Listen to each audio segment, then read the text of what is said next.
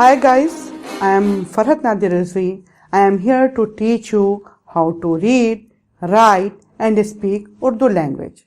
Before teaching and learning anything, I would like to give a brief introduction of Urdu language.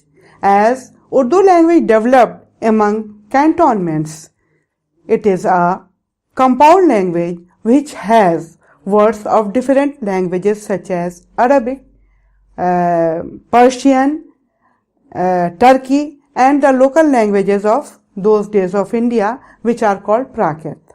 During Mughal period, as Persian was the court language, Urdu adopted the script of Persian with some additional vocal notations such as ta, da, ra, etc.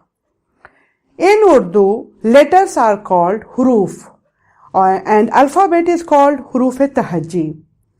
Urdu is written from right to left, just opposite the English, which is written from left to right.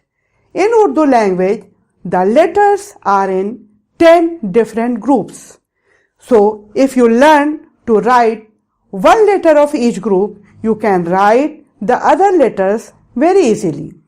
So, don't afraid. Let's start with me to learn the letters of Urdu language in my second video. So be with me.